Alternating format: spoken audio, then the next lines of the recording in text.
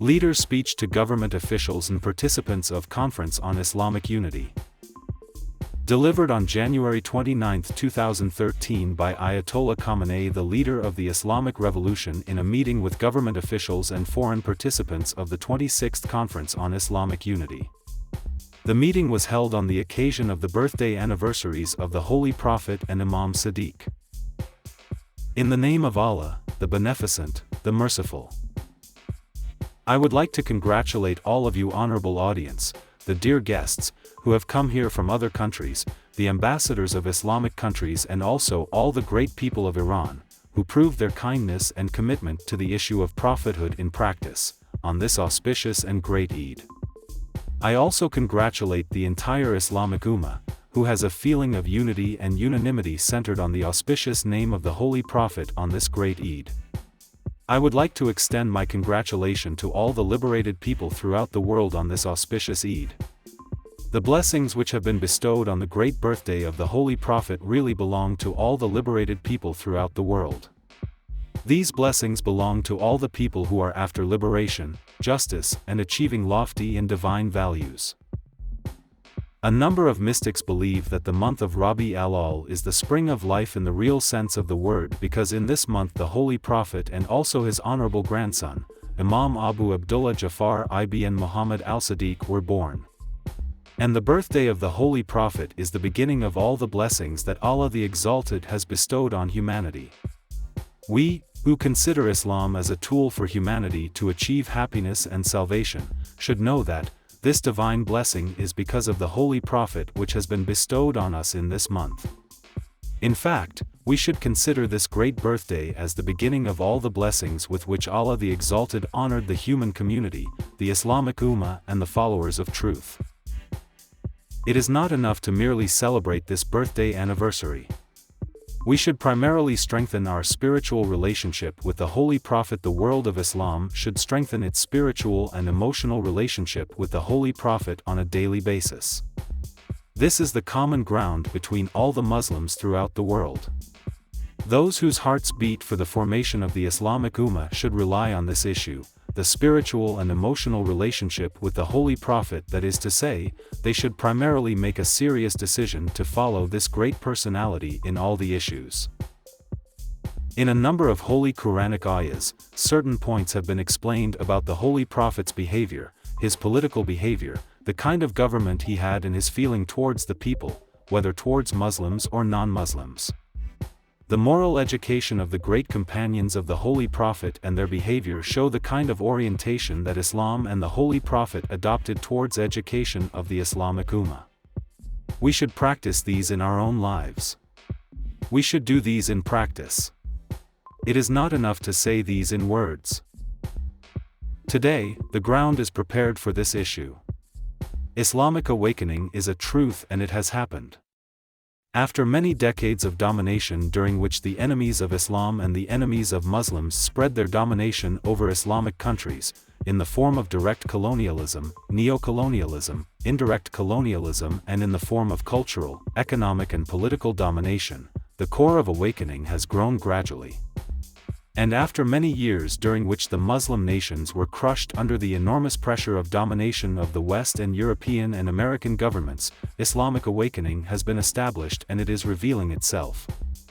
Today, people throughout the world of Islam feel that Islam is their tool for achieving dignity, glory, and independence. Thanks to Islam, all the national dreams of a nation can come true in the world of Islam.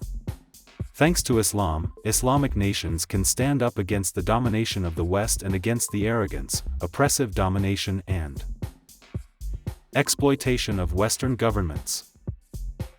And the West has to retreat. Today, you can see this in the world of Islam. More than 30 years ago this event took place in Iran. Today, we also see this in the world of Islam, such as in North Africa. Steps are taken towards victory. Of course, there are certain problems, but if we remain vigilant, problems cannot create obstacles in our way.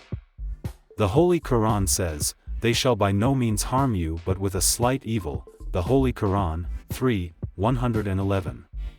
Yes, they harm us and create problems for us. But, if we have determination, rely on God and decide to move forward, they cannot create obstacles in our way. Today, Islamic nations have awakened.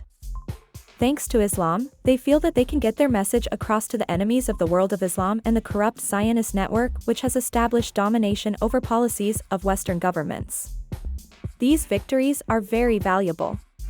Allah promised you many acquisitions which you will take, then He hastened on this one for you. This is part of the divine promise which was fulfilled and held back the hands of men from you, and that it may be a sign for the believers and that He may guide you on a right path. The Holy Quran, 48:20. Each victory that a nation achieves against the enemies and against their propaganda and evil tools is a divine testimony and a divine sign, and that it may be a sign. If you move forward, you will achieve results. Today, the world of Islam is faced with the plots of the enemies.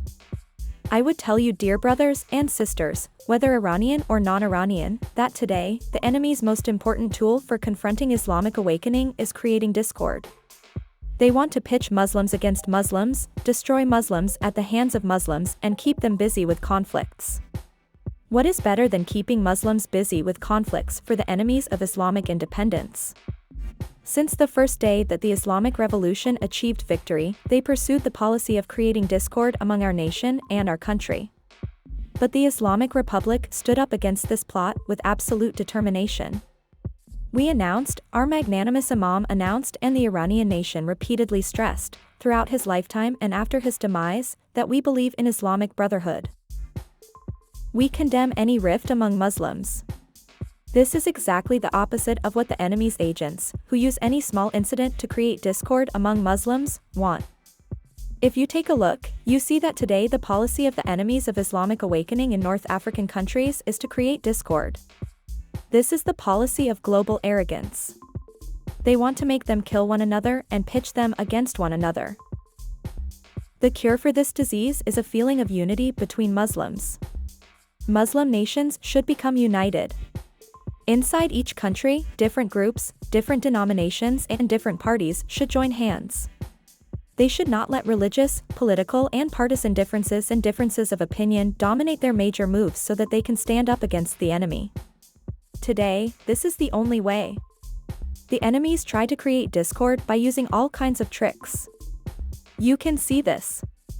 When Muslims busy themselves with conflicts, the issue of Palestine and standing up against the greed of America and the West will be sidelined, and the enemies will find the opportunity to hatch their plots.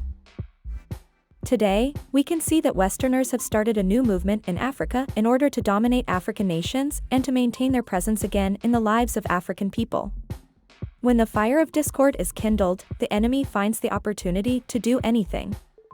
What disasters they are creating in Pakistan, our neighboring country, under the pretext of differences in this country. How they make a group of people kill another group of people in Syria. How they completely silence the voice of a nation in Bahrain. They deprive a nation of everything. How they pitch the people against one another in Egypt and other areas. These are the policies which may have been shaped as a result of certain individuals' personal and religious motives. But the main plot has been hatched by the enemies. I do not accuse anybody of intentionally and willingly hatching the plot of the enemy. But I firmly say that each kind of discord among Muslim nations or inside each Islamic country means that they are playing into the enemy's hands. This is a kind of help offered to the enemy. Everybody should take the issue of unity seriously. Primarily elites, including political, religious, academic, and seminary elites, should do this. Elites, wherever they are, should do this. In our country, everybody should take the issue of unity seriously. Creating religious discord among different Muslim groups is a great danger. If the enemies can fuel the fire of sectarian discord somewhere, extinguishing this fire is one of the most difficult tasks. We should prevent this from happening. This is not possible except if the elites, in each country, show their initiative, make efforts, and preserve their purity. Scholars, academics, politicians, and those who are influential should explain to the people the plot of the enemy and his hope of creating discord among the people, Islamic countries, Islamic parties, different orientations in different Islamic denominations, and between Shia and Sunni. They should inform the people. This is a great danger which the enemies have been involved with. The English have long experiences in this regard. We have read about them in history books and we can see what they have done to create discord. They know how to do it and the others have learned this from them. They are busy trying to create discord. We should avoid discord. We should not fuel the fire of discord by arousing shallow and vulgar feelings. This will burn the fate of nations. It will completely destroy them. It will help the enemies of Islam, the enemies of Muslims and the enemies of independence succeed in their goals, and it will help them hatch their plots. We should remain vigilant. Islamic unity is a sacred slogan. If the Holy Prophet were among us today, he would invite us to promote unity as this holy ayah says, "It grieves him that you should perish, ardently anxious is he over you, to the believers is he most kind and merciful," the Holy Quran, 9:128. He would prevent these kinds of discord. If we love the Holy Prophet, we should meet this major demand that he made. I ask Allah the Exalted to bestow on all of us the blessing to do what we say. Greetings upon you and Allah's mercy and blessing.